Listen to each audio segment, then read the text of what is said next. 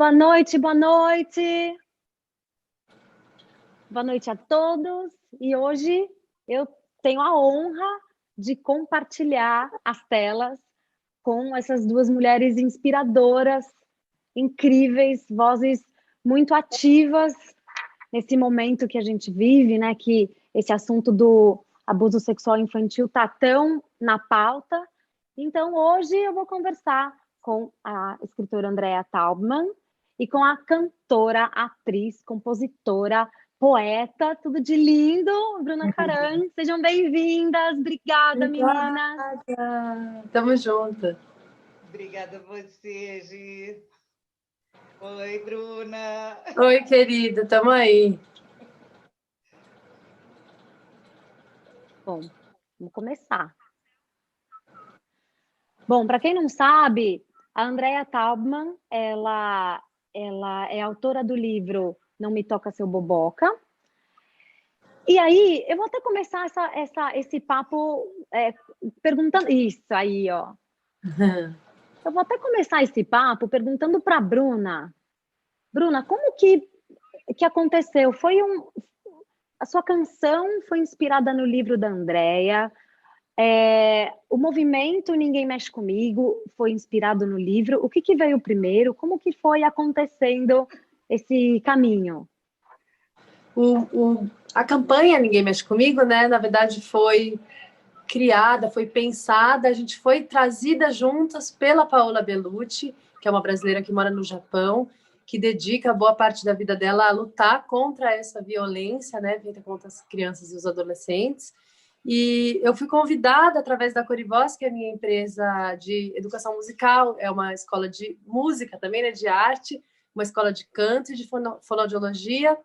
E a Paola queria convidar algum ou alguns artistas a compor uma canção sobre esse tema tão delicado. E foi assim que eu entrei para uma reunião para conhecer a Paola e conheci também a Andrea, conheci outras colaboradoras.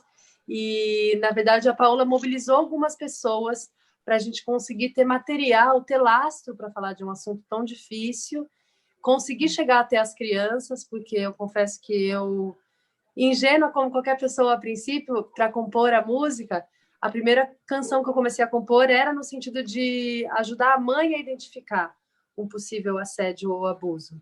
O problema é que muitas vezes a própria mãe é quem comete o abuso. Então, a gente pensou muito juntas, conversando em assim, reuniões de chorar muito, que me tocaram muito, até a gente conseguir chegar em algum lugar de qual é o vocabulário, quais são as palavras, qual é a maneira de dizer, o que realmente funciona, o que confunde, o que ajuda, e no sentido de tentar empoderar a criança. E o livro da Andrea, a gente conseguiu as ilustrações gentilmente cedidas para fazer parte do vídeo com a canção, para a gente conseguir também, sempre nessa ideia de chegar a mais pessoas, mais crianças, mais adultos, e espalhar melhor essa ideia e sugerir uma maneira de tratar desse assunto que é tão difícil, né? Fala, Andrea. Não, é que eu fiquei emocionada com a tua fala, Bruna, porque, assim, né, é a primeira vez que a gente, por incrível que possa parecer, a gente nunca se vê. Gente, não acredito, sério? A gente nunca se tentou viu várias vezes. Ah, gente! Nunca casava agenda, enfim. Então, é a primeira vez que a gente consegue ficar no mesmo espaço virtual falando, né, sobre essa construção coletiva que foi né, o projeto, o Ninguém Mexe Comigo, a canção. Aí eu fiquei emocionada, desculpa, gente. Imagina! Mas é lindo isso que a Bruna trouxe, porque por dessas coincidências, né, que não tem coincidência, eu deixei essas aqui sincronicidades. aberto. Eu deixei aqui, né, algumas coisas para eu poder falar também. Nesse mesmo lugar que a Bruna estava em abril de 2020, eu estava em janeiro, fevereiro de 2010. Que lugar é esse? Eu não sabia. Eu não sabia de muitas coisas. Eu sabia que eu queria fazer alguma coisa, mas eu não sabia, nem desconfiava, talvez, da complexidade da questão. E isso é muito importante a gente trazer, sabe? E eu tenho aqui uma parte do livro, porque eu sempre escrevo em caderninhos, assim, caderninhos à mão, com caneta roxa. Então, tá aqui. Chamou a turma toda para lanchar e brincar, mas pediu para cada um não contar para os pais de jeito nenhum. Esse era um trecho da versão original, primeira de 2010, do Não Me Toca Seu Boboca. E ao longo dos anos que esse livro consumiu de trabalho, de pesquisa, é isso que a Bruna falou, né? Eu também queria que a mãe fosse a heroína do livro. Tinha várias coisas que levavam a isso. E aí, com a pesquisa, eu fui descobrindo que não era assim que a gente ia conseguir colaborar. E isso foi trazido também para as discussões do Ninguém Mexe Comigo, né? Por toda essa trajetória que eu já vinha entre 2010 e final de 2017, que o livro foi lançado, né? Eu estou até te atropelando, né, Gigi? Desculpa. Não está atropelando, não, por favor, não. Mas, assim, só para entender a complexidade de tudo isso, gente, a última alteração do livro, do texto, aconteceu com o livro dentro da gráfica. Nossa. Então, pensa quantas pessoas colaboraram também com revisões técnicas, tudo, porque eu também, volto a dizer, eu também estava nesse lugar de achar que era uma coisa e descobrir com a pesquisa que era muito diferente. É claro que nós, enquanto mães, vocês são mães, acredito que muitas mães estejam aqui conosco agora, né? E famílias, enfim. A gente quer mostrar um mundo maravilhoso para os nossos filhos. A gente não quer falar das coisas que são desagradáveis e repugnantes, como é o caso desse crime, né? Ele é repugnante. Não adianta a gente dizer que não. Eu acho que precisamos ter honestidade em relação ao que é a questão e profundidade para compreender a complexidade e olhar por vários ângulos para, como Bruna falou, não cometer deslizes que possam atrapalhar mais do que ajudar. Andréa, deixa eu aproveitar a tua fala e eu queria passar a pergunta aqui para você, que é a seguinte. Queria saber como, eu não sei se existiu um momento específico, né, em que deu esse estalo em você, mas como foi que você entendeu que você poderia usar a escrita como ferramenta para tratar de temas mais complexos, né, temas mais sensíveis, porque eu vejo que nos teus livros você sempre busca abordar, né, tem o tema do empoderamento feminino, tem o tema das escolas, tem o tema do autismo, tem o Não Me Toca Seu Boboca. Como foi que isso aconteceu? Teve um momento, ou foi uma coisa que foi sendo conduzida naturalmente? Teve. Eu tô vendo que as três estão muito emocionadas aqui, né? A gente não vai sair ilesa desse encontro. Tô vendo a Bruna também marejando. Então, foi quando eu escrevi este texto aqui, que hoje foi meu primeiro livro, é meu primeiro livro publicado, O Menino que Tinha Medo de Errar. Ele fala, ele conta a história de Pedro. Pedro é um menino que tem uma questão que acomete assim, muitas crianças, muitos adultos também, né? Que é um perfeccionismo que paralisa, né? Então, foi um momento da minha vida e da vida dos meus filhos. Eu tenho 2 meninos, agora já são jovens adultos. Um tem 26, o outro vai completar 20, mas eles eram crianças quando eu escrevi. O mais novo, ele estava na alfabetização e ele, assim, tinha, né, criança nessa fase, ela tem muitos desafios, né? Bruna tem neném, mas você, Gigi, tem neném também ou já tem alguém na escola? Tem. Eu tenho a Catarina, de 7 anos, e tenho o Gael, que acabou de fazer 3 aninhos. Então, a Catarina, de 7 anos, já passou por essa fase, né, do início da alfabetização, uma fase muito crítica, e tem crianças que simplesmente querem chegar no primeiro dia da alfabetização e ter a letra da professora. E claro que não vai acontecer. Por quê? Até mesmo, isso é uma coisa que eu tenho falado muito, e eu acredito que a pandemia vai nos ajudar nessa reflexão. Nós temos uma vontade sempre de resultado e não valorizamos muito o processo. E o processo é realmente fundante do resultado, né? Então, a gente precisa valorizar o processo também. Então, meu caçula, né, tinha essa questão que queria ter logo a letra igualzinha da professora, aquele A redondinho, e ele não conseguia entender que para a professora ter aquela letra demorou muito para, né, para cada um de nós. Como ele tem um irmão bem mais velho, então todas as pessoas que lidavam com ele praticamente eram alfabetizadas, né? E já escreviam, né, regularmente. Então, para ele foi um desafio. O mais velho, ele era atleta juvenil, categorias infanto-juvenis, né? Jogava tênis. E para ele era muito difícil aceitar quando perdia ou quando errava. E o tênis é muita exigência, muita força mental que você tem que ter, né? E ele ficava assim muito zangado com ele mesmo. Então, eu juntei essas duas aflições dos meus filhos. Falei assim, eu tenho tanta vontade de escrever uma coisa para ajudar. Eu sempre adorei. Literatura sempre existiu na minha vida, desde a vida sempre, né?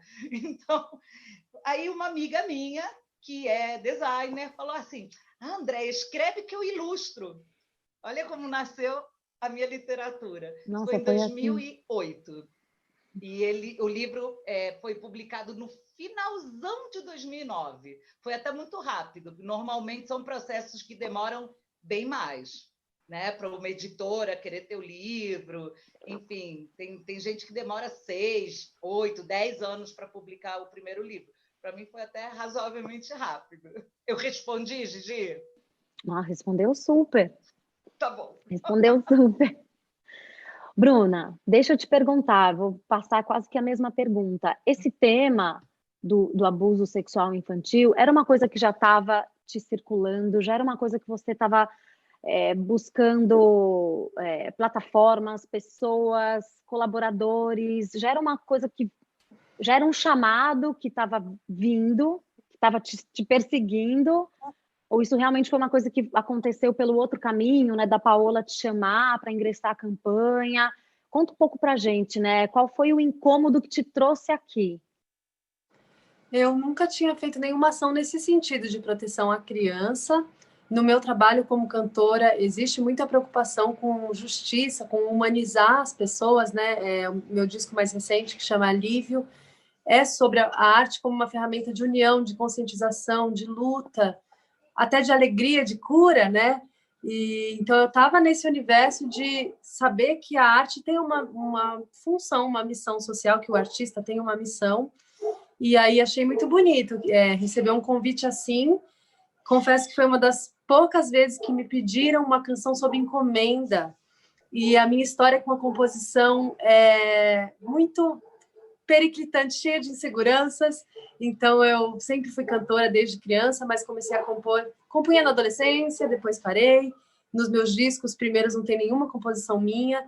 Então, o processo de me tornar compositora foi difícil para mim. E aí, de repente, ser convidada para colaborar numa campanha de algo tão necessário, num momento que eu tinha um filho tão pequeno e que também essa sensação de mãe nova, de minha nossa, como que eu protejo essa criança? Meu Deus, o mundo está péssimo, o que eu faço agora? E acho que tudo isso me aproximou muito. E claro que no primeiro momento, a minha primeira sensação foi, eu quero, mas tenho medo, não vou conseguir. Não vai dar certo, mas eu vou falar que sim, depois eu vejo. Então, fiquei com bastante medo. E, ao mesmo tempo, é isso, era uma situação que não se diz não. Você pode tentar 1 trilhão de vezes e falar, meu Deus, não consegui. Mas aí, no caso, a própria conversa com as colaboradoras, com todas elas, foi me inspirando muito, foi ficando muito na minha cabeça, e a própria emoção de ter um filho, imaginar que isso acontece com crianças. Eu tenho uma relação com a minha própria infância muito forte, eu me lembro de tudo da minha infância. Então, acho que eu consegui encontrar onde é esse lugar em que a criança pode ser enganada, tapeada, armadilha, e leva ela a sofrer uma violência que nem ela sabe identificar, e depois o mundo adulto diz: ah, mas você não falou nada, será que... Acho que talvez não foi tão ruim. Isso é muito, muito triste. Também foi a própria lida de fazer a canção foi muito interessante, porque eu compunha um trecho e jogava Conta no pra grupo gente. para elas. E isso me deixava muito insegura também, né? Porque aí eu colocava no grupo e aí elas traziam: olha, essa frase aqui não poderia falar assim por causa disso, disso, disso. Aqui fica confuso por causa daquilo. Então, várias vezes eu vinha muito ansiosa e entregava a música e elas me devolviam, e isso mexia com o meu ego, só que o objetivo da música estava longe do meu ego. Não era para me agradar e dizer que eu sou boa. Então, foi muito, muito rico o processo todo de ir tentando, e o momento em que a gente... Lembro muito disso, né, André? Em que eu mandei uma versão e todo mundo falou: tô chorando, tô muito emocionada, minha nossa, não sei o quê. Então, eu fiquei numa euforia, mas também feliz disso. Não tá no ego, tá no: meu Deus, será que já consegui ajudar alguém? Por favor. Então, acho que nesse sentido, a missão do artista foi o que me chamou de qualquer maneira, como outras causas fortes me chamariam, mas dá muito orgulho de ter esse apoio e de conseguir chegar em algum lugar, né? Foi realmente um exercício de usar a sua arte a serviço de algo muito maior, né, Bruna? E foi muito prazeroso. E você perguntou sobre a campanha, né? O que veio primeiro? Sim, e eu me lembrei que a música não se chamava Ninguém Mexe Comigo, tinha outro nome. E depois, conversando sobre algumas frases, a campanha não tinha nome, era uma intenção. Era uma reunião de pessoas com a intenção de ajudar, de melhorar uma situação, sabendo que na pandemia o abuso sexual está aumentando muito, assim como a violência contra a mulher. Então, foi depois que acharam: poxa, acho que essa frase é interessante, porque ela em si é um grito, né? Se alguém vem te tocar, você pode dizer: ninguém mexe comigo, me solta. Como não me toca seu boboca. É uma frase que seja a chave por si só para a criança. Acho que isso é o mais importante. Sim. Andréa, a gente já falou como é que você foi se encaminhando para tratar dos temas mais sensíveis. Mas e o Não Me Toca o Seu Boboca, especificamente? Bom, especificamente também vem da maternagem, claro, né? Porque assim como Bruna e como acredito que, né, praticamente todas as mães têm uma preocupação. Eu tive isso e me enrolei para falar, né? Então, a primeira coisa que eu coloco no texto é Ritoca, que conta a história em primeira pessoa, Sim. porque isso eu sabia desde o início, que tinha que ser uma criança falando com as outras crianças. Porque, né, ele é um livro que ele tem uma característica muito peculiar, porque é um livro litero-informativo. Ele tem uma narrativa literária, ele tem uma parte informativa para a criança e ele retoma a conclusão, né? Com assim, as etapas mais clássicas de como acontecem essas situações. Claro que não vai acontecer sempre exatamente do mesmo jeito, mas o que eu queria colocar era a dinâmica interacional, né? Dessa coisa ludibriante, né? que o abusador faz, a abusadora faz, enganando a criança, né? Porque é um envolvendo grande engano, na verdade. Então, não tem... Pelas estatísticas, que também são bastante frágeis, porque calcula-se que só 10% dos casos cheguem às autoridades, né? Então, o que se sabe é que mais de 70% dos casos são cometidos por pessoas muito próximas à vítima, e uma parte pequena é por pessoas estranhas, desconhecidas, eventuais. Então, a gente ouve muito aquilo: ai, não aceite nada de estranhos, né? E eu também falei isso para os meus filhos, imagina.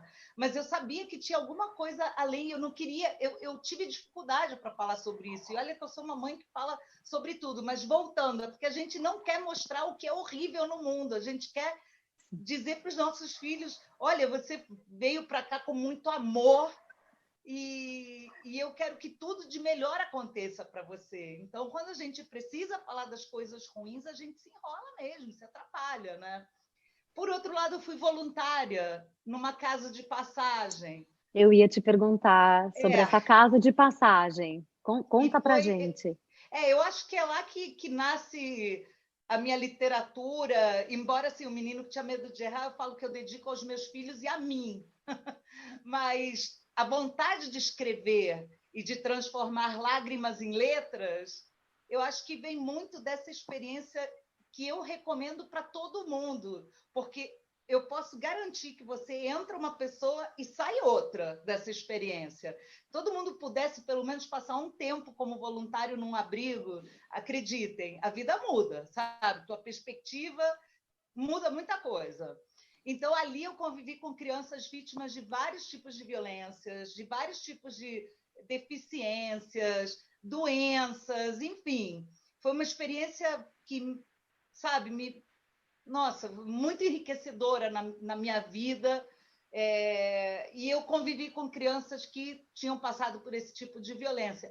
E eu só pensava assim, e ainda não escrevia, hein? Você não era mãe ainda, Andréia? Não.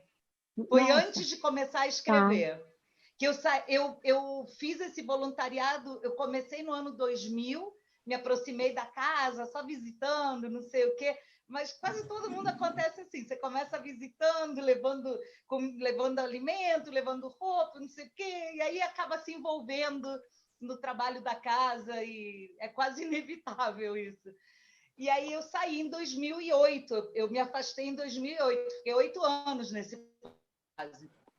Então, eu só pensava assim, eu quero fazer alguma coisa para que isso não aconteça, mas como? O que eu posso fazer? Porque ali já chegava a criança vitimizada, a adolescentezinha vitimizada, porque eram de bebês até antes de completar 18 anos. Com 18 anos, aí já não podia ficar. Mas, né, aos 18 anos, quando se completa 18 anos, a pessoa passa a ser adulta pela lei, né? Agora tem um conceito de jovem na lei, né, que vai dos 18 aos 21, juventude, né? Mas, enfim, ela já fica adulta para efeitos legais, né? Bom, e eu olhava aqueles olhos, gente, criança tem aquele olhar tão vivo, tão querendo saber tudo, e o olhar da criança abusada é um olhar opaco, não tem, sabe, aquele olhar assim que você não vê brilho, você não vê vivacidade.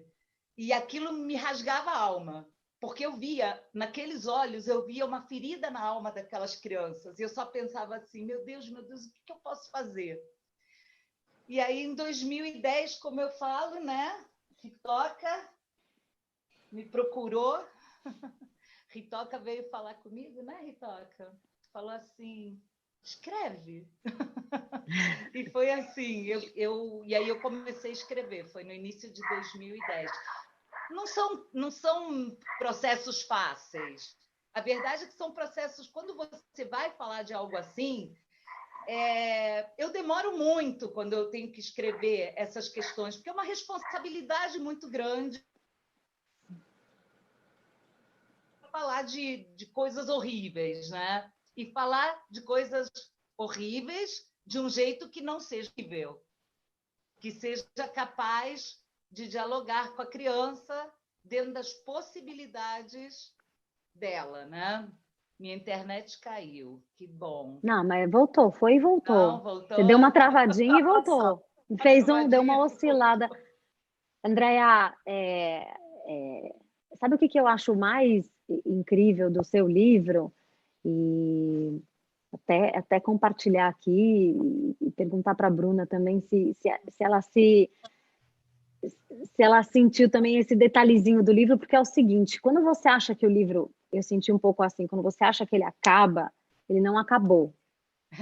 E aí vem uma fala dizendo que a Ritoca sentiu vergonha daquilo que tinha acontecido, né? Porque acontece a situação e ela grita E aí depois você fala, tá, acabou aqui. Pelo menos para mim eu tive essa sensação. E depois tem uma virada de página que ela falando da vergonha que ela sentiu.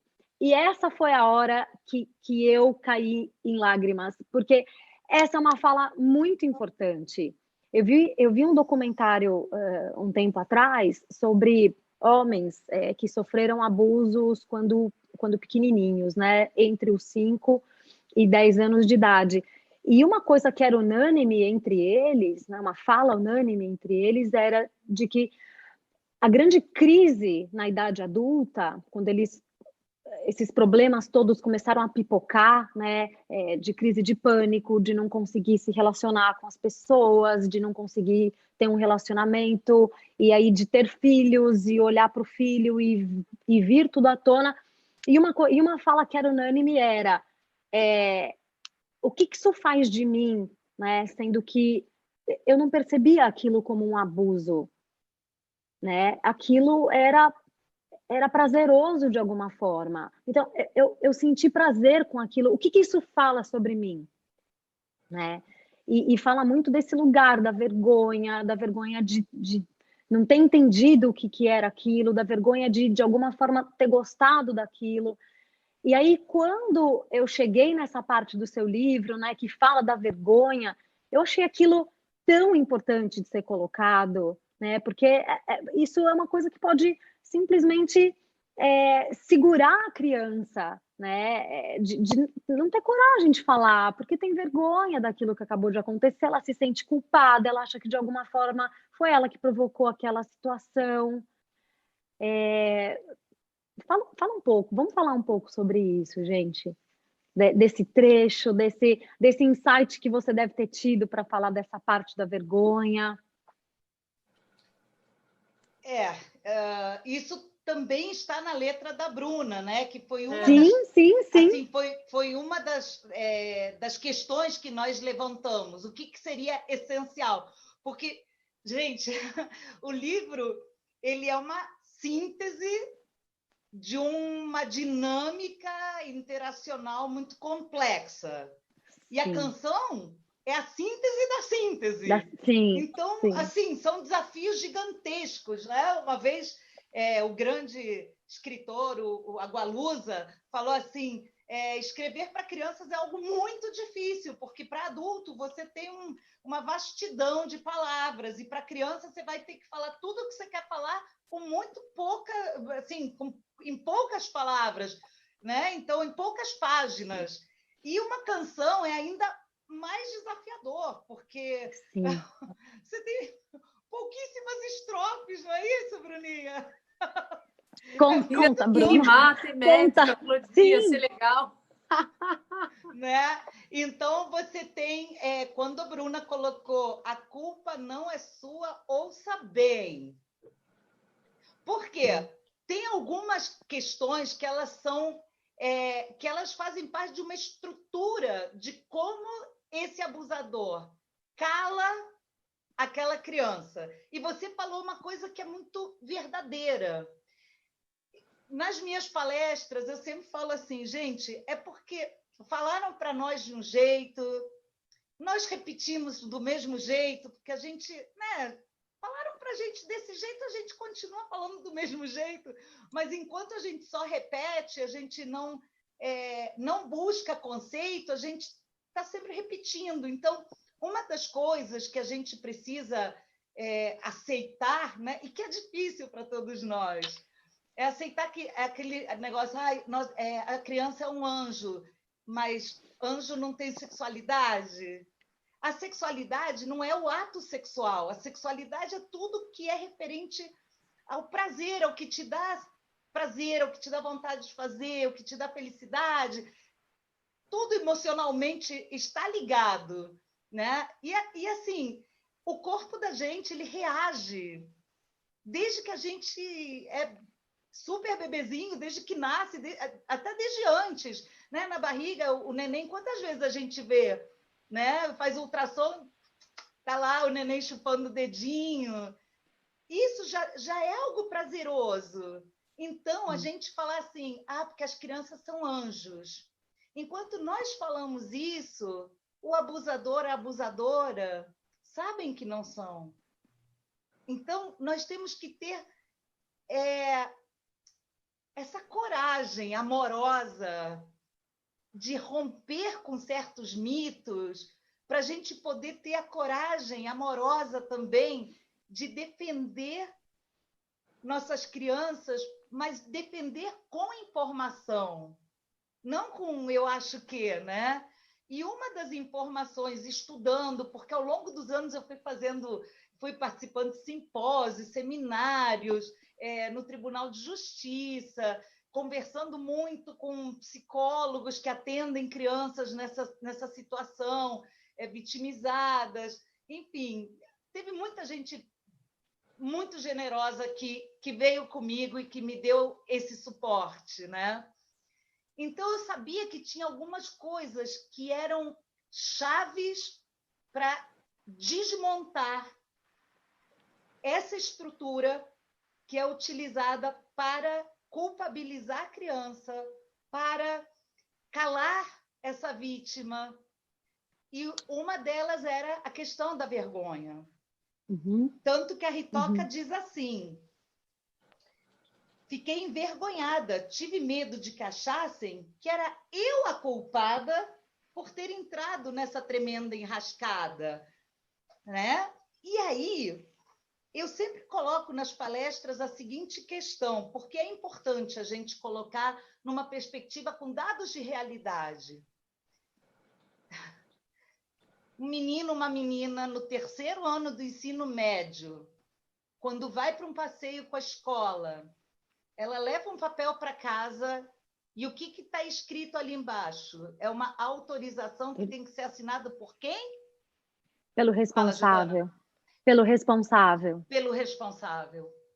Então, aquela coisa de falar assim, ai, não, mas a menina se insinuou com aquela roupinha. Não sei. Gente, a criatura não pode nem fazer um passeio até a esquina com a escola sem que tenha assinatura de um responsável. Como é que a gente vai responsabilizar essa mesma pessoa?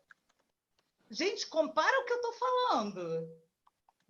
Quando a gente coloca nessa perspectiva, dá para entender por que a criança nunca é responsável?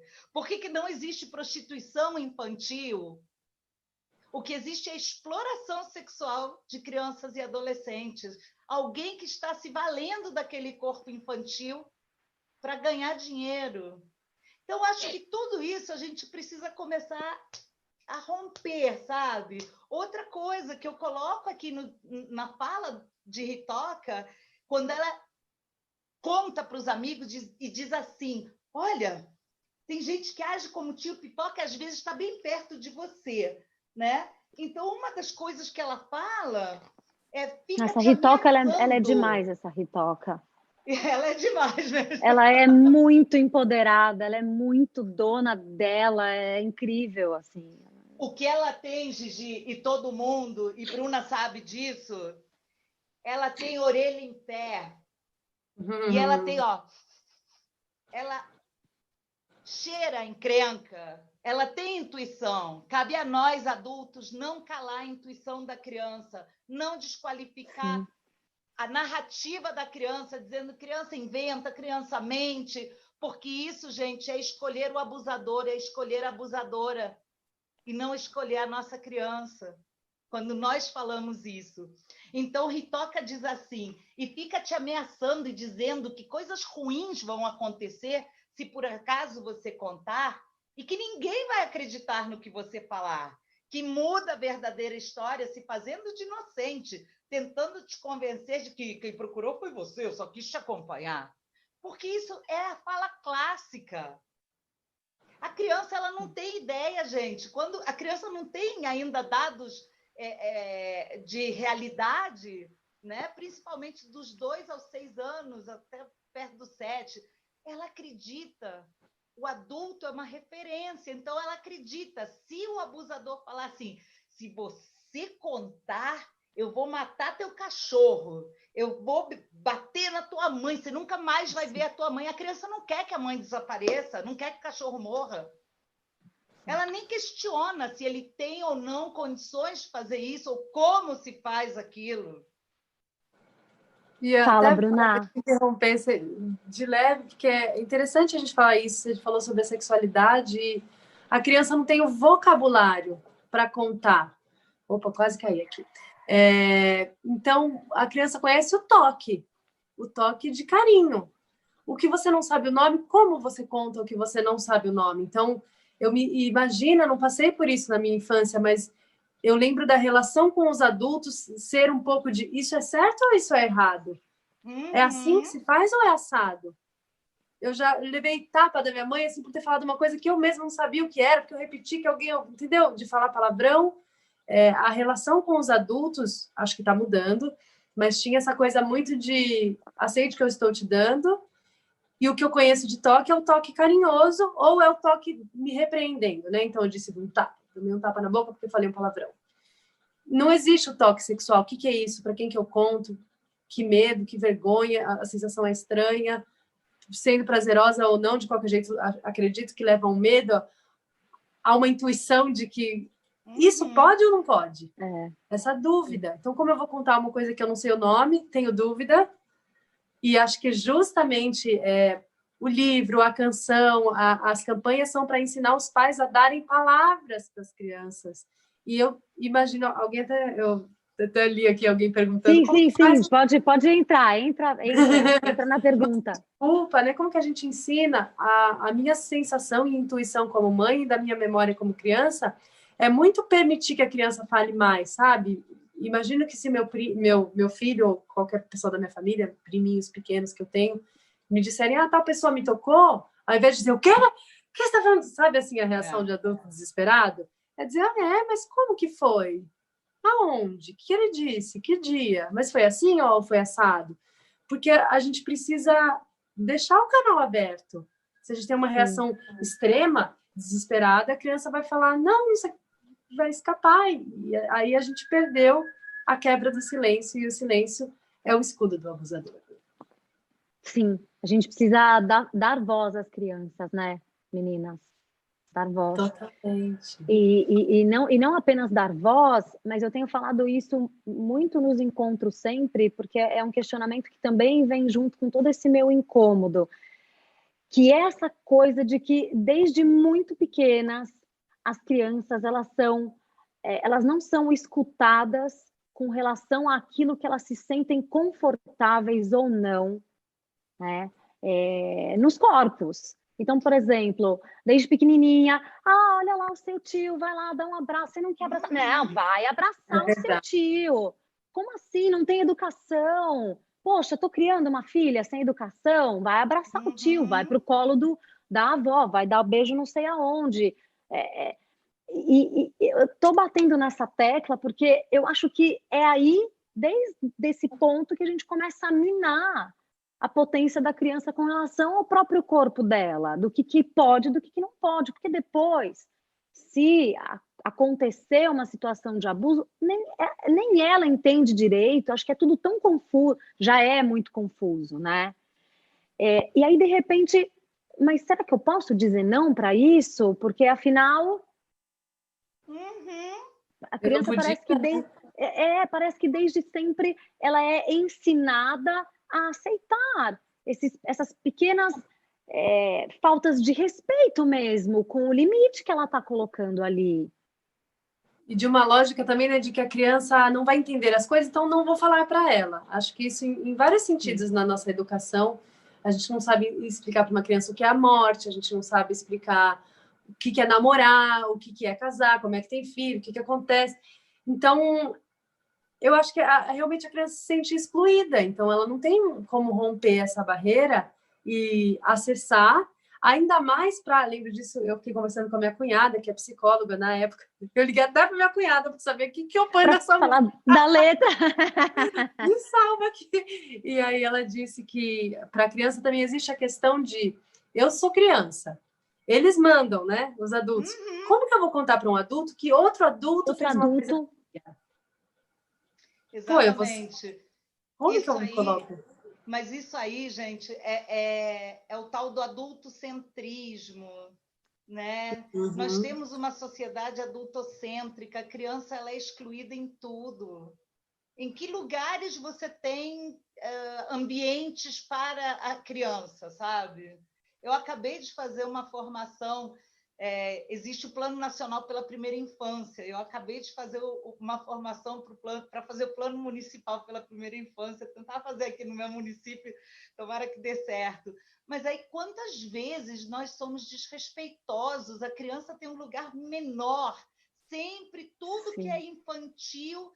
não, porque é até usado como uma espécie de ofensa. Você está sendo infantil, sabe? Gente, Sim. A criança tem inteligência, a criança não pode ter a sua inteligência subestimada. Então, Bruna fez uma canção que não tem inho, inho, inho. Eu escrevi um livro que não tem inho, exato. Né? Meus amigos da literatura infantil buscam exatamente esse lugar desse diálogo, que é o olho no olho. Sim. Fala com a criança, escuta ativamente a criança. Para de achar que ela não tem nada para contribuir. As crianças Sim. sabem muito. Elas sabem tanto que, olha aí, nessa pandemia, elas são muito mais fáceis de entender o que é para fazer.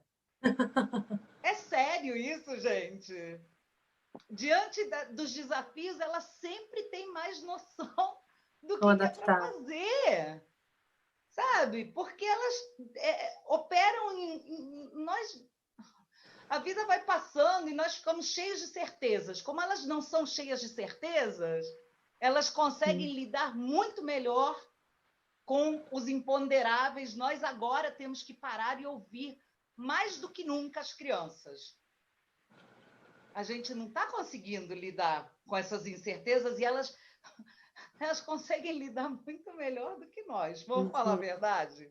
Sim. Eu digo muito para os meus filhos que eu que estou aqui para aprender com eles e que, na verdade, a minha função é só dar um contorno.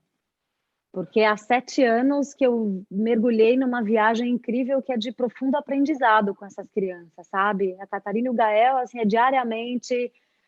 são lições de empatia, lições de como cuidar do próximo. Eu vejo as relações de preocupação que a Catarina tem com questões das amigas, e eu fico ali encantada e falo, nossa, tá bom, tô aqui, tô só acolhendo, aprendendo e dando contorno, que é disso que eles precisam. É lindo isso, parabéns. Eu tenho certeza que Bruna também vai ser essa. Nossa! E eu espero que todas as famílias que estão conosco agora, neste momento, abracem isso como algo extremamente positivo. Gente, essas relações verticais, que os adultos mandam em tudo, a criança não tem querer. Gente, não dá. Não vai por aí, não vai por aí. Por favor, não repitam. Só porque fizeram isso conosco, não precisa repetir. Sim. Sabe? A gente não é obrigado a repetir. Afinal, nós nos saímos bem apesar de, e não porque, né? Escapamos de algumas questões, né? Exatamente. Eu acho muito legal, André, você falou disso das crianças serem tão adaptáveis, né? E eu lembro que quando eu era criança, que ainda era tabu se separar, e os pais começaram a se separar quando eu estava na escola, e existia esse discurso de não dá para deixar as pessoas se separarem, porque as crianças vão ficar muito confusas. Vão ter um pai aqui com uma pessoa, e a mãe vai ser namorada de outra pessoa, vai ter um irmão, meio-irmão. O que vai acontecer com essas crianças? Vão ficar confusas. Gente, o que você contar para a criança tá feito para ela. Você pode ensinar o que você quiser. Então, até a questão do sexo, que é difícil, né? Como que eu vou explicar o que é sexo? Eu acredito, fico pensando nisso, né? Quando meu filho crescer e perguntar... Gente, o sexo existe na natureza. Sexo é uma coisa que os bichos fazem para ter outro bicho. É assim, o macho faz assim, a fêmea faz assado, nessa espécie tem isso. Tira o foco da hipersensualização, é sexual, não sei o quê. Eles não querem saber isso, Bruna. Eles nem isso, essa parte eles não entendem mesmo. Vai ter algum interesse no processo depois dos 7 anos de idade, antes dos 7... Não é isso que eles querem saber. Tem um livro maravilhoso que eu queria ter escrito, mas é do Ilan Brennan, chamado Como Ele Foi Parar Aí Dentro. Eu adoro, é publicado pela Letria também, né?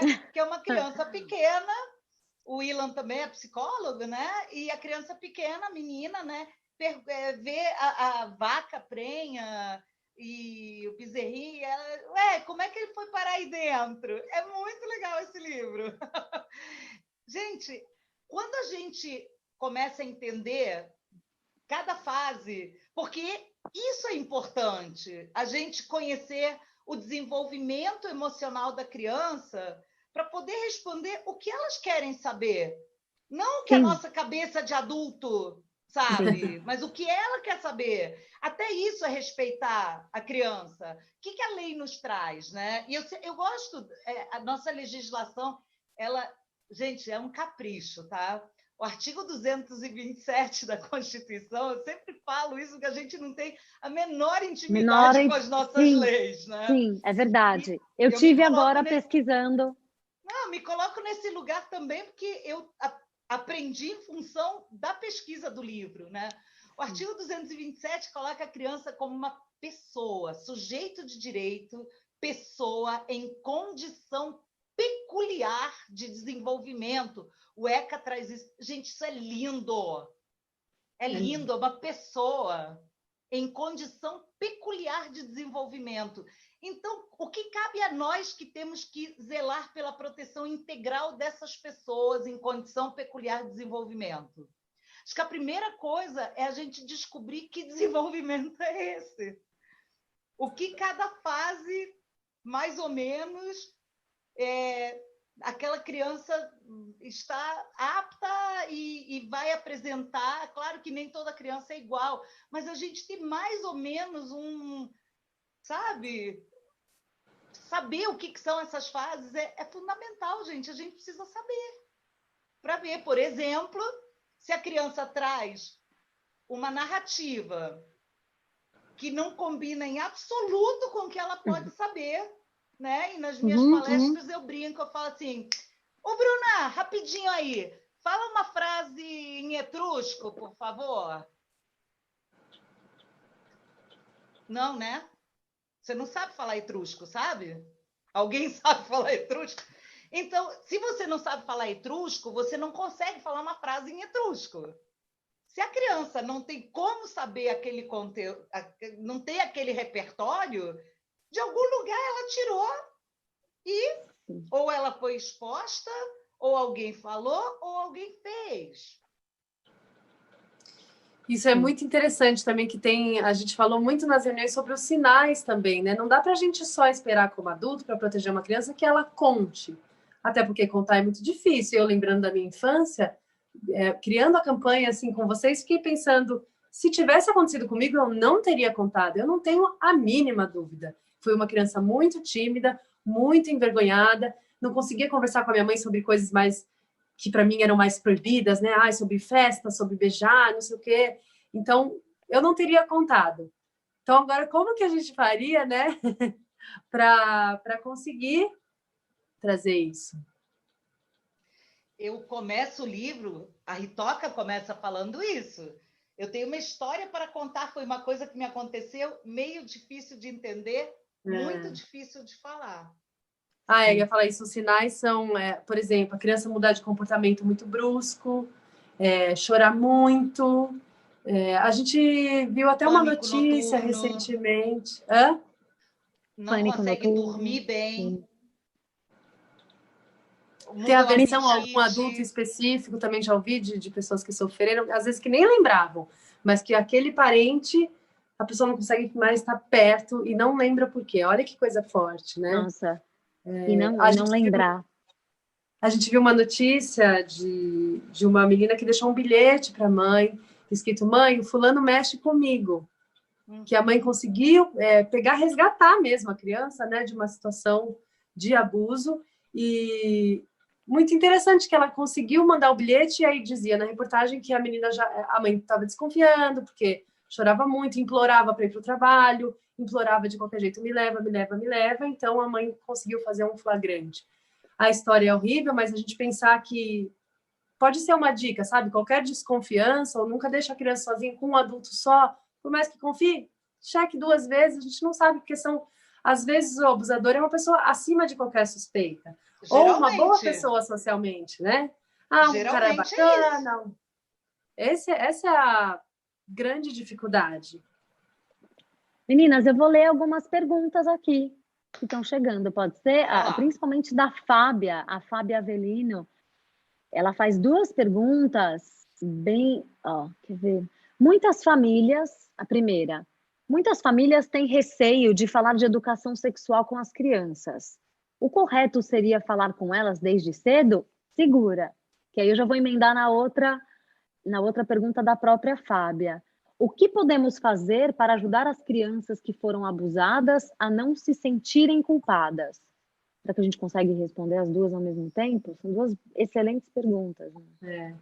Acho que eu falei um pouco sobre a educação sexual, né? Que quanto mais a gente mantém esse assunto como um tabu, mais a gente colabora para que as crianças fiquem confusas, não saibam pedir ajuda, não saibam escapar dessa situação que é uma armadilha quase que por definição, né? A maioria das vezes é feita como uma armadilha. Então, sabe o que eu fico pensando como mãe mesmo? Assim, a gente, não pode falar de sexo porque a criança, o adolescente vai fazer sexo desde cedo, muito cedo. Não. Na verdade, acho que se a gente ensina para um adolescente que o corpo é dele, que deve ser respeitado, que o que quer que ele faça, ele pode contar, ele tem a casa dele, ele tem os pais, ele tem um amparo, tá tudo certo, ele tá seguro, que se ele tiver algum relacionamento, ele pode apresentar em casa, trazer a pessoa e ser feliz. Eu não vejo por que tem que ter um pânico se a vida sexual vai começar com essa ou essa idade, porque se a pessoa for esclarecida, ela não vai de qualquer jeito sair fazendo, não sei qual que é a fantasia do adulto super conservador, assim, que a criança vai fazer o quê? Orgias? Não, assim, acho que a grande questão é se você tem a informação, já não é proibido, já não é tão incrivelmente interessante, maluco, transgressor, e são informações, é uma coisa normal, é coisa que todo mundo faz, a criança nasceu da relação sexual, então não tem problema, não é horrível. É horrível se for feito sem respeito, se for atropelado, se for segredo, Atravessado. Atravessado. Aí sim. A Ritoca, ela, né, porque eu uso mesmo a voz dela. Sim. Mas assim, foi aí que percebi, eu estava sendo imprudente. Meu corpo é um tesouro que trato cuidadosamente. Sim. Se for de um jeito suspeito, ninguém deve tocar na gente. Não, gente, assim, desculpa, eu vou interromper rapidinho, mas é que tanto você quanto a Bruna, vocês foram tão cirúrgicas nas palavras que vocês escolheram, sabe? Eu não canso de ler esse livro. Aliás, a minha filha de 7 anos, bom, vou contar depois, a aula que ela deu na escola. Vai ser depois, porque eu te cortei. Desculpa. Adoro. Desculpa, mas é que, assim, quando você lê, e eu tô lendo tanto aqui, e ouvindo muito a canção da Bruna, e, gente, realmente, a questão da escolha das palavras, a questão da linguagem, a gente vai falar aqui, né, um pouco do alcance da arte, né, dentro desses temas, mas foi muito cirúrgico, gente. Isso realmente é um trabalho de muito tempo, porque não é fácil escolher essas palavras, né? E como que chega. Eu tô com uma pequena de 7 anos aqui lendo o livro e entendeu absolutamente tudo e deu aula. Sim. Gi, tem tá vendo como elas são? De menos de 3 anos, menos de 3 anos que as mães me escrevem, falam assim, olha, me mandam um vídeo, uma neném de chupeta na boca, a gente fala assim, o meu corpo é meu. Gente, cada um com o seu corpo. Com o seu corpo. Coisa maravilhosa, gente. E eu assim, ai meu Deus, que gratidão que eu sinto. Olha só, respondendo a Fabiana, não é isso? Fábia. Nós sabemos que não é fácil, tá? Então, não adianta a gente fingir que é fácil, porque fácil não é, porque também não falaram conosco. Ponto. Primeira coisa que a gente tem que admitir. Não é fácil, não é agradável. Mas, se eu não falar, eu deixo a minha criança vulnerável e as pesquisas apontam para o tamanho dessa vulnerabilidade. 6 vezes mais. Tá? Uma criança que passou pela informação simulada, por experiências de autoproteção simuladas, elas são 6 vezes menos vulneráveis. Então, gente, esse número é enorme, né?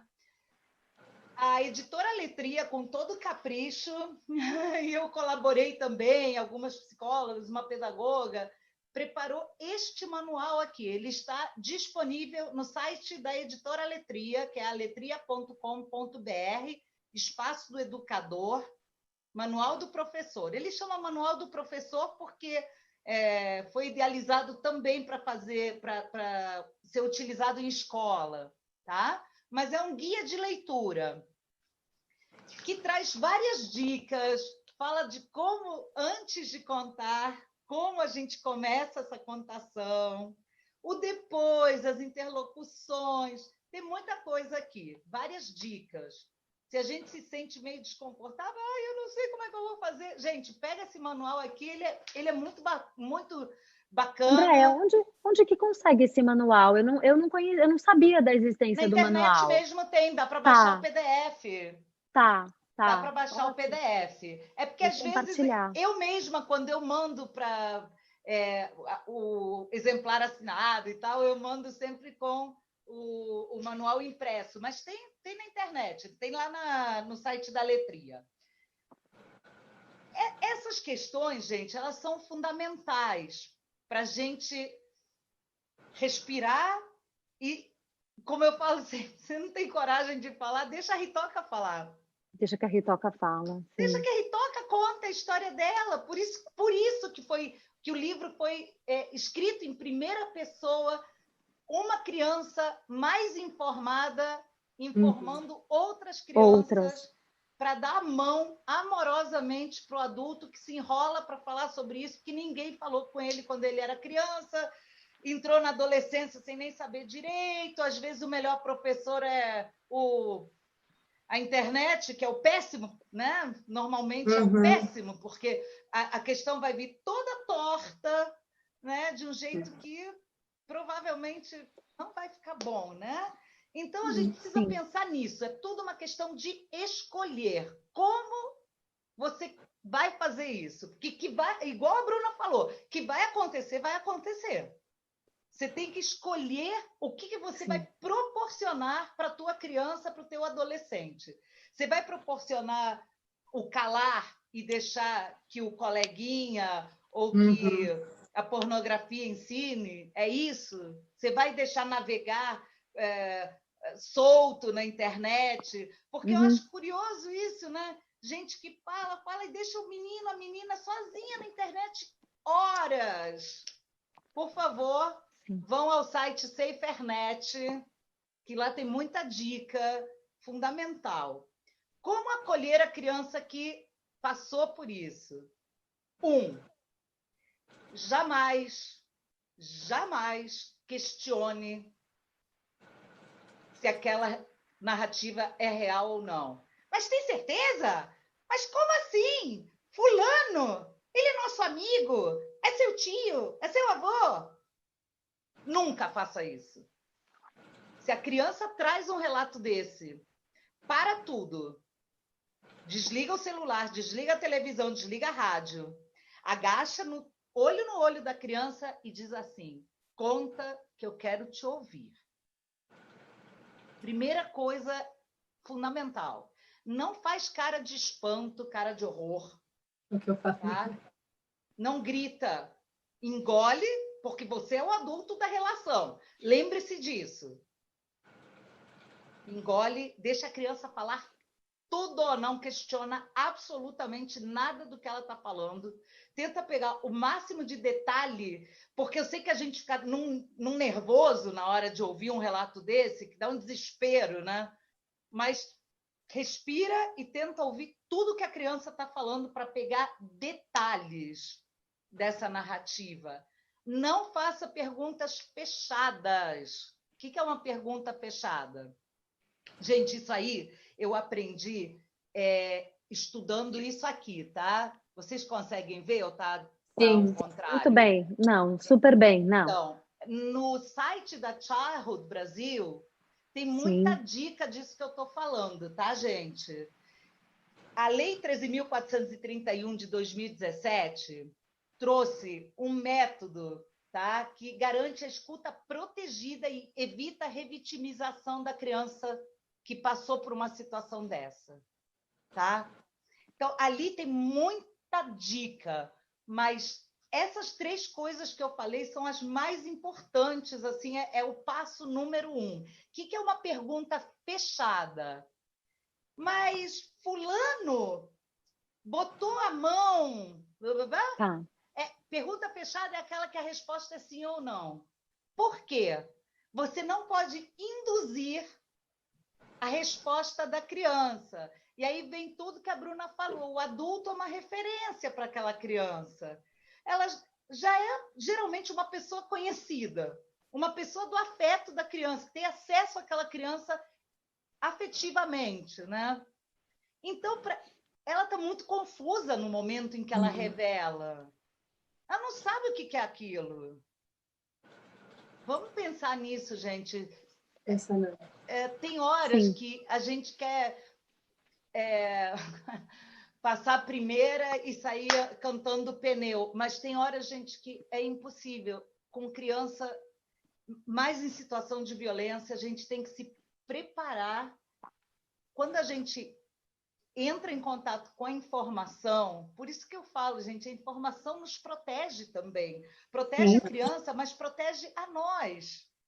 Se a gente vai só com aquelas certezas, que não são certeza de nada, ouvir falar, não, vamos nas fontes, gente, vamos estudar, vamos aprender. Nós somos responsáveis por toda a infância, toda criança é nossa criança, todo adolescente é nosso adolescente. Sou eu que falo? Artigo 227 da Constituição. Da Constituição. Tá? É uma responsabilidade compartilhada. Família, sociedade, todos somos responsáveis. E Estado. Tá? Então, não dá para a gente simplesmente virar a cabecinha para o lado. Foi por isso, né, Bru, que juntamos o nosso coletivo. Exato. Foi por isso que eu escrevi o Não Me Toca Seu Boboca. Com esse amor coletivo, sabe? Eu acho que é isso que a gente precisa... É nisso que a gente precisa se pautar. Sim. E muito lindo, a pergunta da pessoa foi também, né, como fazer a pessoa não se sentir culpada? A culpa existe porque a sensação ruim existe, mas eu proponho a gente já ensinar desde cedo para a criança que quando um adulto toca numa criança, a culpa nunca é da criança. Isso. Não interessa. A culpa então, não se isso é já sua, ouça bem. Ia dizer isso da música, né? Fiquei feliz também de conseguir colocar um verso que diz: não importa quem seja, se proteja. Porque muitas vezes quem seja, né, quem é uma pessoa próxima, é uma pessoa legal, é uma pessoa bacana, é uma pessoa que em outro momento faz o bem. É interessante que a gente saiba que as pessoas não são uma coisa só. Um grande pai pode ser um abusador. Um cara muito inteligente. Gente, quantos monstros a gente viu que fizeram bem para algumas pessoas. Inclusive, isso os protegeu, serviu como escudo, né? Então, tudo que é complexo, a criança saber que existe já ajuda muito, eu acho. E eu fiquei pensando aqui, né? Não tinha me dado conta disso. A canção também é em primeira pessoa, como se fosse uma criança dizendo. Então, essa frase, ninguém mexe comigo, também aproxima a criança de contar, porque é alguém que está numa situação como cúmplice. Não é um pai e uma mãe dizendo, me diga, hein, alguém fez isso? Se alguém disser, você vai me contar ou não? Não, olha só, se acontecer comigo, olha o que eu vou fazer. Ninguém vai mexer comigo, meu corpo é meu abrigo, só quem tem respeito é que vai se aproximar. E eu adoro essa parte seguinte que diz, se eu achar estranho o jeito de alguém me tocar, eu vou gritar. Porque eu acho que esse empoderamento, que acredito que nós, como mulheres, também passamos por isso. A pessoa foi quase tentando se aproximar, mais ou menos à força, sai gritando.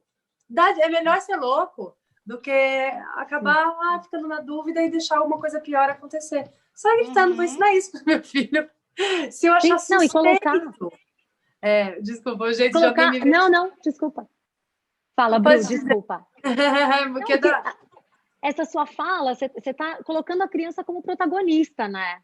Sim. Não tem que ninguém perguntar. Eu vou aqui falar, eu vou gritar. Aliás, canta pra gente, vai. Já dá? Te peguei de sopetão. Quando eu tô reclamando, né?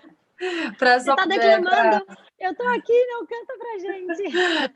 Essa questão do se eu achar estranho, eu vou gritar. Se eu achar suspeito, eu vou correr. Uma dessas coisas eu vou fazer. E ainda na parte seguinte diz, se alguém me maltratar, eu vou contar. E eu achava muito importante também deixar, de alguma maneira, na canção, a questão da violência. Porque não existe só o abuso sexual. Muitos pais, muitas crianças são vítimas de maus tratos, de espancamentos horríveis, que tem a ver com o abuso também. Porque vem desse pensamento de que eu sou mais forte, faço de você o que eu quiser. Bruna, não é só eu sou mais forte e faço de você o que eu quiser. Você é meu objeto. Não é um sujeito. Sim. Você não é ser humano. Sim. É um objeto. Ai, e assim, eu até me arrepio, muitos justificam falas horríveis que a gente ouve no tribunal, nos seminários, a esse respeito. Sabe? Mas como assim? Isso tudo aqui é meu. Sou eu que boto comida aqui dentro. Todo mundo me serve como se fosse uma coisa, entendeu? Então, essa objetificação é uma das razões principais do abuso, da violência sexual. De todas as violências contra as crianças e adolescentes. Né? Então, vou. Olha, desliguei o piano aqui.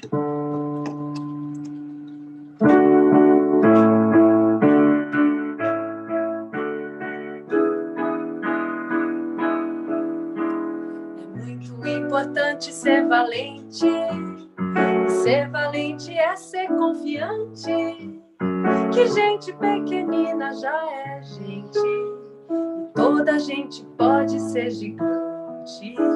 Não é todo adulto que faz sempre certo tudo, todo tempo. Criança também sabe muito do seu mundo e do seu sentimento. Criança também diz isso não pode. Criança também diz quando parar. Ninguém mexe comigo, o meu corpo é meu abrigo. Só quem me tem respeito é que pode se aproximar. Se eu achar estranho o jeito de alguém me encostar, eu vou gritar. Ah! Se eu achar suspeito o jeito de alguém me mexer, eu vou correr. Se alguém me maltratar, eu vou contar. Se eu for contar e não souber pra quem, eu discussei. Eu discussei. Eu discussei. Eu discussei. Então, se você achar que alguém por perto está fazendo algo que não é certo, tipo fingir ser amigo e fazer maldade contigo, como te olhar, tocar, fotografar ou se mostrar, e se disser que se você contar não vão acreditar, não importa quem seja, se proteja, ouça bem, gritar, correr, contar ou descansei.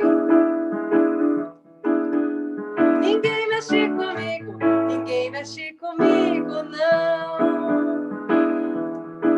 Que eu discussei, eu discussei. Eu discussei. Eu discussei. Fazendo a coreografia aqui. Ninguém mexe com a gente, linda. Com os nossos, com criança nenhuma. Estou me segurando aqui, gente. Desculpa. Ai, é. Desculpa.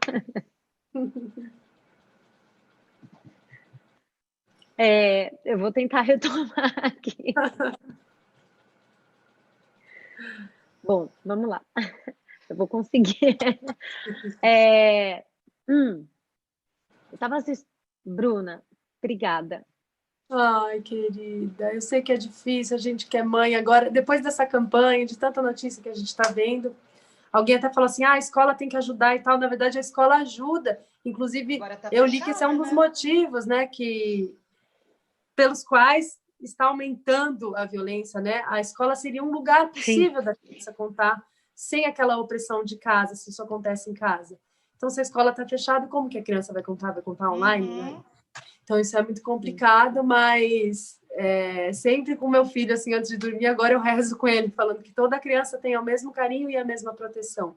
Então, acho que a nossa luta de todas nós aqui hoje é realmente dar esse acesso à criança. Elas merecem, elas são sujeitos de direito, como a Andrea falou, e que todas tenham carinho e proteção. Nada menos que isso. Eu tava... Ai, que lindo. Desculpa, gente, vou me recompor aqui. Eu tava assistindo uma TED de uma ativista americana chamada Jill Tolles. Não sei nem se é assim que se pronuncia o sobrenome dela. Mas ela dizia o seguinte, ela abre a TED dela dizendo o seguinte, que se o abuso sexual infantil fosse o vírus do Ebola, o mundo já teria parado. E que, no entanto, não se fala sobre isso. E aí, a gente entrou nas escolas, né? E aí eu vou pegar o gancho de um dos livros da Andrea, que é a escola que eu quero para mim, que coloca a escola como um lugar de diálogo, de afeto, né? E aí, nas minhas pesquisas, eu chego num lugar que fala-se muito pouco ainda nas escolas, gente. Por quê? Por que isso ainda, de alguma forma... Olha, vou colocar assim num sonho, tá? De que isso um dia vire não uma disciplina obrigatória, mas que seja uma obrigação mesmo de que esse assunto seja abordado nas escolas, né? Que isso seja uma coisa que conste ali no repertório, no conteúdo a ser coberto. Mas isso não existe ainda, né? Mas então, por que esses livros não estão na escola? E eu não estou falando só da rede pública, gente. A minha filha de 7 anos está numa escola particular e que esse assunto nunca foi abordado. Os professores não conhecem o seu livro, Andrea. É importante a gente saber também que o tabu fortalece o abusador e quem violenta, né? Então, quando a gente acha que está protegendo ao dizer não vamos falar sobre isso, cada pai fala com o seu filho aí em casa, cada mãe resolve, a gente está favorecendo uma situação ruim para a criança. Então, realmente, se a escola é o canal mais comum de se denunciar o que acontece em casa, o que acontece que dá vergonha de contar, a escola tem que ser muito aberta para conseguir ajudar essas crianças. E acho que a Andrea vai saber mais do que eu. Eu acredito que é porque é um tabu muito grande e é difícil de falar. Sim. Então, vou lavar as mãos aqui, eu não falo nada. Pois só que o tabu foi o que você falou, Bru. O tabu fortalece o abusador, né? A Karina está aqui comentando que o tema é tabu até para os professores. Só que se a gente insistir nesse comportamento, nós somos os adultos, nós temos as ferramentas. Então é tabu, eu não falo. Não, só que esse poder está nas minhas mãos, gente. A gente precisa se despir desse, né, romper com esse tabu todo, porque é pelas crianças, a gente precisa cuidar dessas crianças, elas não podem fazer isso sozinhas. E aí, se a gente simplesmente se deixa abater porque é um tabu, nossa, que tema difícil, eu recebi mensagens recentemente, nossa, mas que tema pesado que você resolveu falar, mas a gente precisa falar. A Bruna, quando eu mandei mensagem para ela me respondeu de bate-pronto, falou assim, esse tema está precisando ser falado. Abriu todas as portas para a gente conversar, sabe? Porque se a gente não fala... E, infelizmente, é um momento que existe uma luta oposta, né? Para não ter educação sexual nas escolas. É que é revoltante, entendeu? Sim. Como que a gente pode lutar para não ter informação? Sim. Como? É uma coisa lunática para mim. Sim. É uma loucura, é uma viagem, uma alucinação coletiva. É uma coisa criminosa, né? Para falar assim, a verdade nua e crua, porque os números já falam por si. Uma a cada 3 meninas, uma a cada 6 meninos. Sim. Bom, vai, André. Eu percebo, assim, principalmente nas palestras, porque desde que o livro saiu, eu faço palestras, eu saio pelo Brasil fazendo palestras, né? Agora saio aqui pelo computador mesmo. Pelo mundo, agora você sai pelo mundo fazendo palestras.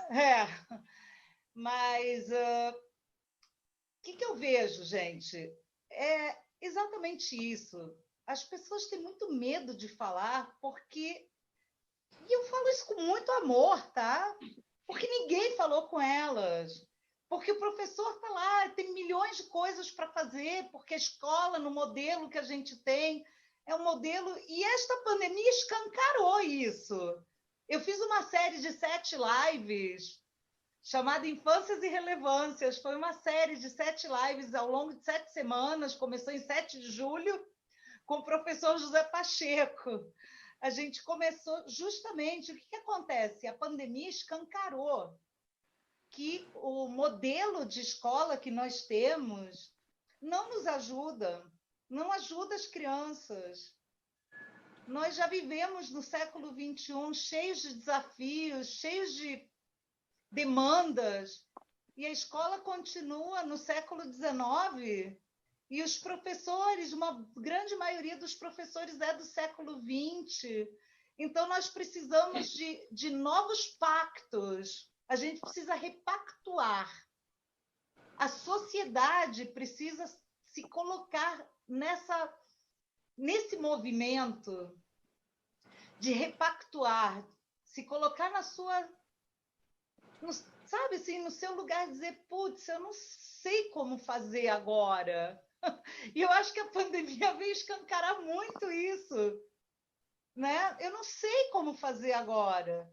Porque fica essa coisa, né, que o adulto precisa saber tudo. Não, o adulto não sabe tudo. E a gente está diante de um vírus que ninguém sabe direito o que é para fazer. Então, primeira coisa que eu acredito que nós, todos os seres humanos deste planeta, nós precisamos nos acolher neste momento. Acolher a nossa impotência diante de uma pandemia que veio para tirar o chão, para tirar as nossas certezas. Pegar essa oportunidade e dizer, bom, vamos todos ter que aprender juntos, né? Então, mexer um pouco essas peças, mexer um pouco o tabuleiro que estava lá durinho, sabe? Há não sei quantas décadas. Não, porque a escola tem que dar os conteúdos. Gente, eu tenho um professor em casa. O meu professor daqui de casa, o Marcelo, ele é professor de ciências há 36 anos. E eu vou falar isso com o maior orgulho do mundo. Ele é um professor amado pelos seus alunos, amado mesmo. Há 36 anos que ele fala sobre adolescência, e ele é aquele professor que vai dar o conteúdo, porque ele dá aula para 8º ano, 7ª série.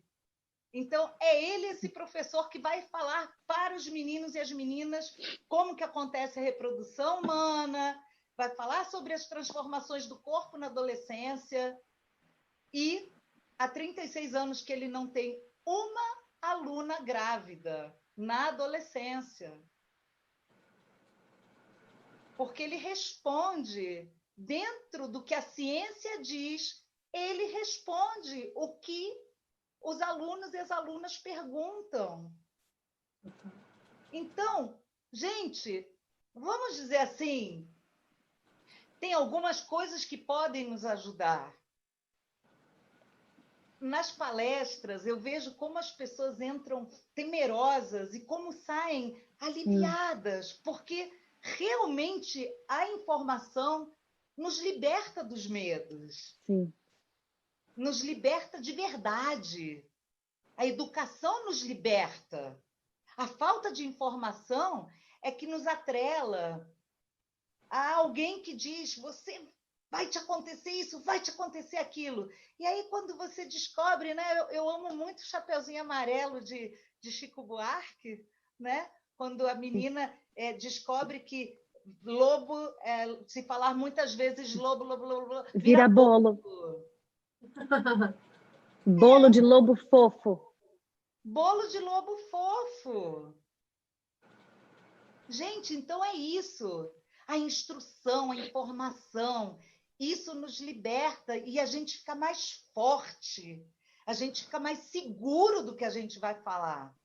10 anos atrás, eu não teria condições de falar isso tudo que eu estou falando agora.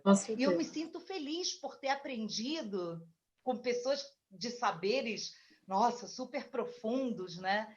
E assim, o meu grande desafio, e eu sou feliz fazendo isso, é trazer essa informação, colocar essa informação para dialogar com a sociedade.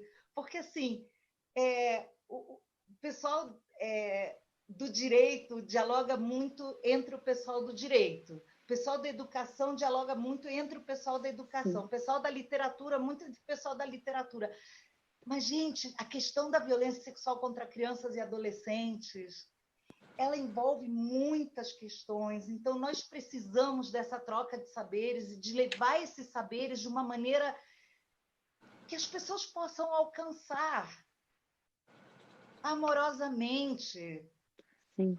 Dizendo, eu acolho a tua insegurança, vamos aprender juntos.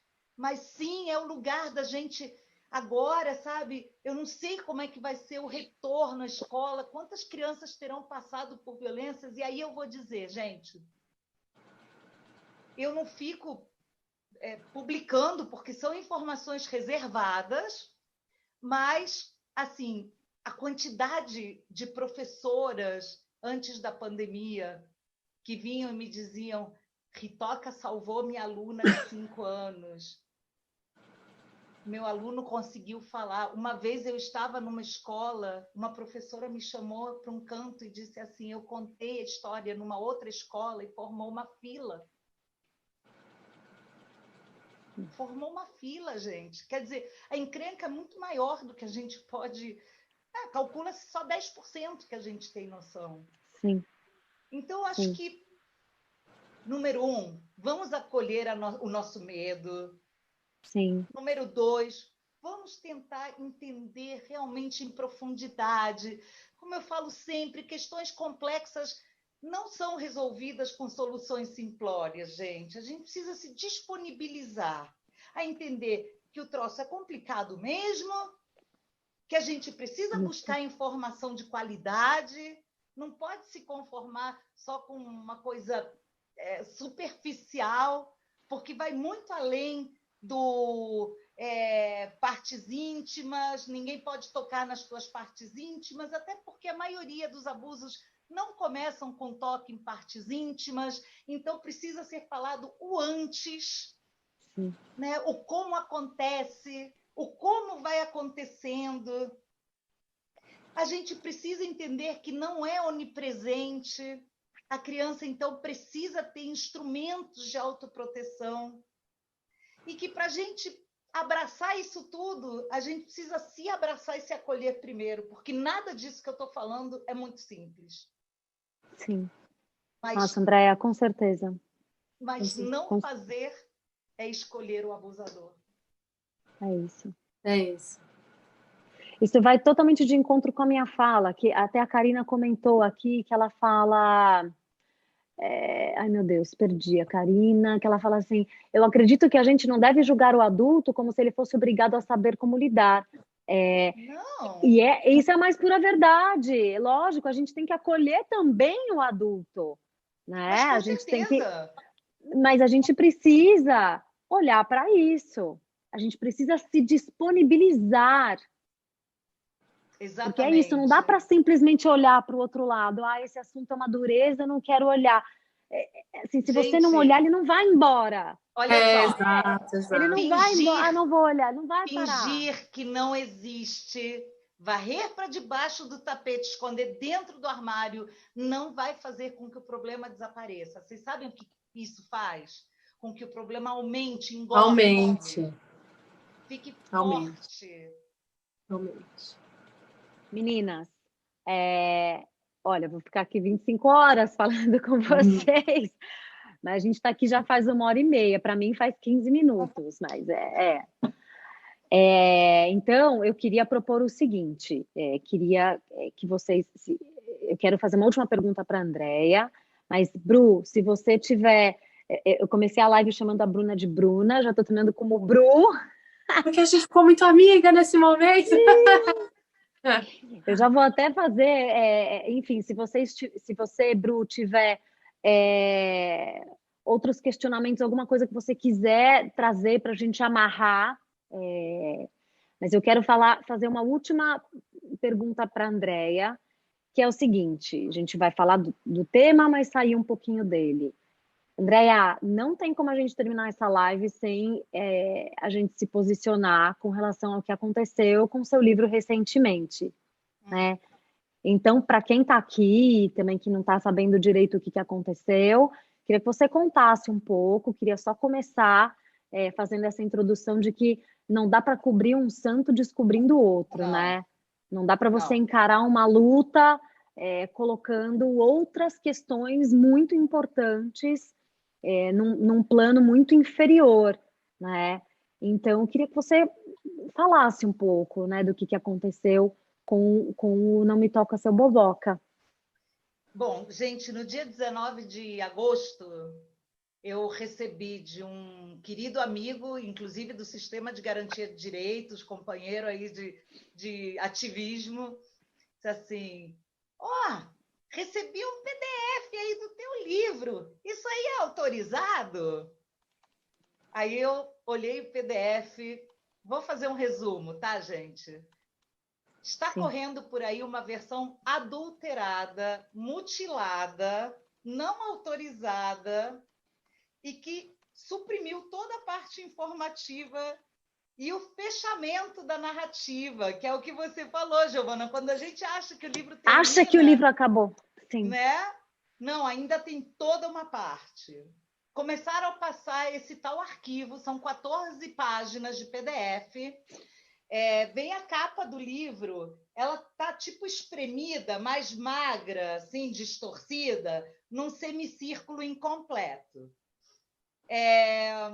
Quem for lá na minha rede social, no Instagram, no Facebook, pode encontrar. Hoje até publiquei o card para vocês baixarem. Se receberem esse PDF, gente, por favor, respondam a pessoa com esse card. Quem puder me acompanhar, mesmo que não possa ser meu amigo, o Facebook ele corta, né, com 5.000 e tal. Eu estou sempre limpando, mas sempre tem 5.000. No Instagram, pode ir lá, Andrea Taubman, escritora. Quem quiser, eu mando pelo direct. Me pede que eu mando pelo direct, não tem problema. O card. Deleta esse arquivo, não passa para mais ninguém e avisa a pessoa que o arquivo é ilegal, tá, gente? É ilegal, é mutilado, é tudo de ruim.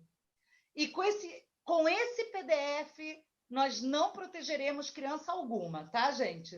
Só para deixar bem claro isso. Não Me Toca Seu Boboca é um livro que consumiu quase 8 anos de trabalho. Alguém, e não vou julgar a intenção desse alguém, resolveu fazer uma adaptação e começar a passar por WhatsApp. Então, olha, a editora Letria...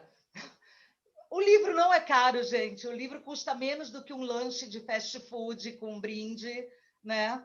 Agora vai ter, já acho que esta semana, salvo engano, já vai ter o e-book dele em todas as plataformas também.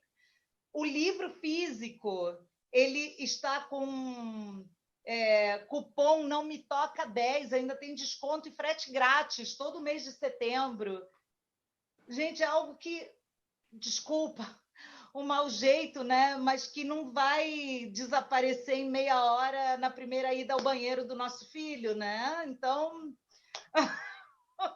às vezes a gente tem que fazer essas comparações chulas, mas é verdade. Gente, investe menos de R$30 para um diálogo que vai te ajudar muito a falar sobre essa questão, né? O e-book vai custar R$17,50, pelo que a editora me falou. Mas, pelo amor de Deus, gente, não faça esse PDF.